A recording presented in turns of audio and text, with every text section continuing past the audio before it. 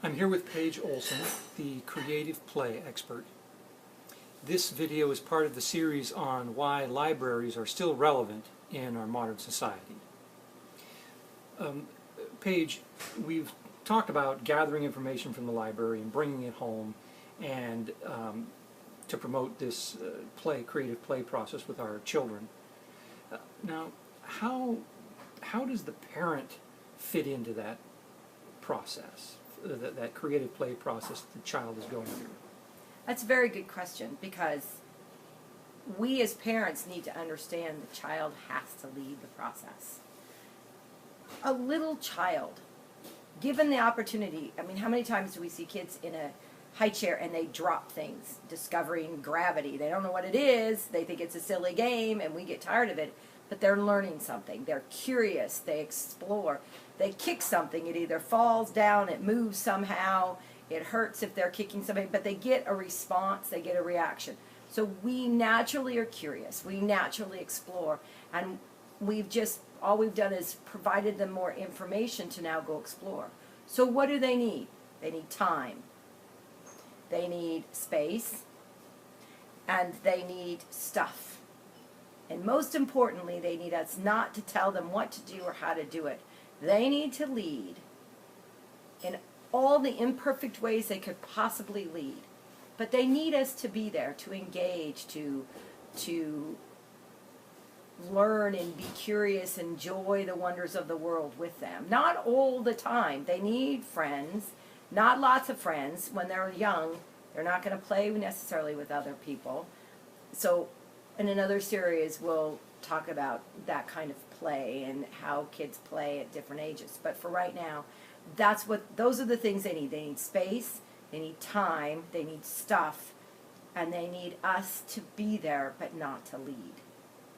Okay, so you're saying that the parents need to set certain boundaries so that Right. the kids don't burn the house down. Absolutely. But also that that if you take a child and give them a stack of books and put them in a room by themselves, that does not mean that the child will spontaneously start playing in a creative manner. The parent has to provide somehow help with that process. Let's say you're reading a book about a family that lives in a house somewhere, and they get up and they want to play house. You're going to help them in an excited way. Go, oh, we can build a house, and you bring out the bed sheets, and hopefully you have clothespins, the old-fashioned kind, or some way where you can attach it to things or throw it over things, or you know that you have this collapsible table, or you know you have hot water pipe insulation, or you know you have couch cushions.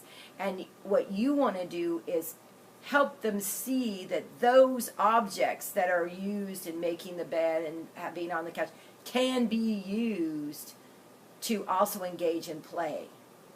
You know, have a place in your kitchen. Pots and pans can make music. I mean, be open to showing them and encouraging them to then engage in these items in a new and unique way.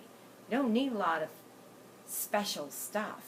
And once they start understanding all the things you have, and you have them in places that as they get older they know they can go get, and they can go find, and they're free to come say, hey Mom, we're trying to, and there's this cardboard box, and instead of recycling it, they get to play with it before you recycle it, and so forth and so on. They will start, in their minds, they will start thinking in that direction. But yes, you need to help them in the beginning by not telling, but by providing. I see. Now, I've heard you a number of times talk about dead-end toys. Yes. And so give us a little insight into what you mean by that. A dead-end toy is a toy that can be played in basically one way.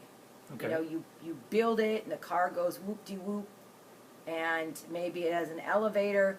But once the child is done with experimenting and learning what that toy does, they're done. It goes in the corner. If the toy can't be added to something else, or included in something else, or expanded upon and made bigger and changed and modified and all this kind of stuff, it's a dead-end toy, because their brain will be done.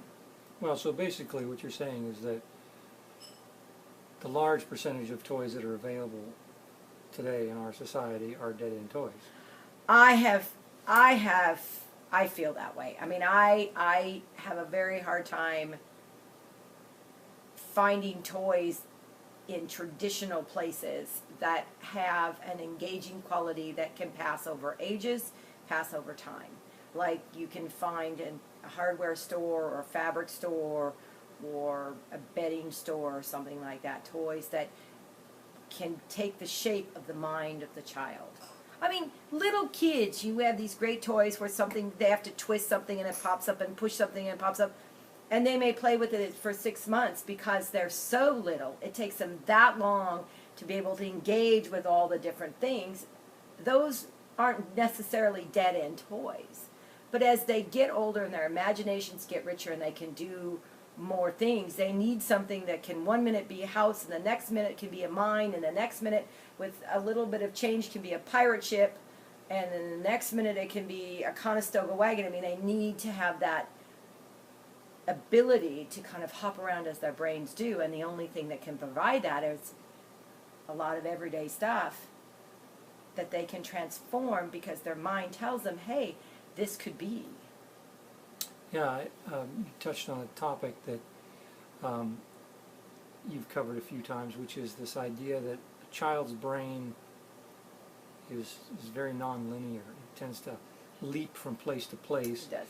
And so that things that they're playing with need to be able to the same thing needs to be able to represent an object or an item or a concept, and what that thing represents can change at a moment's notice, and that's okay. Right. It's And part of their absolutely. planning And it also needs to be, even if something is stationary, it needs to be something that the child can engage in and use in different ways. Because the mind, for example, I know our mother found it to be a horrible thing because she had to take scrap ends of carpets and sew them together to carpet our great room.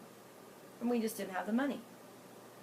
But we, as the 4 of us children, thought it was the greatest thing since sliced bread. We played poison rug, we played hopscotch, we played tag, but you couldn't step on different squares or colors, or, I mean, we engaged with it and created and came up with our own games. And so it actually, this thing became a toy for us. So you don't need tons of space, and you don't need fancy things, and you don't need a lot of money. All you have to do is allow the children to see it through their eyes and engage with it on their level.